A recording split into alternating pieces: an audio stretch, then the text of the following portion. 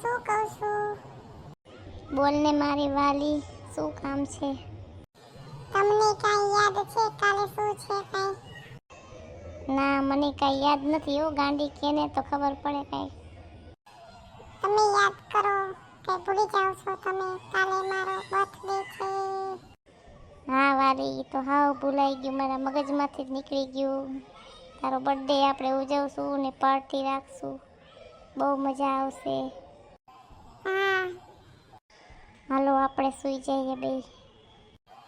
હા, સુઈ જઈએ, કાલે સવારે વહેલું ઉઠવાનું છે. હેપી બર્થડે મારી જાન.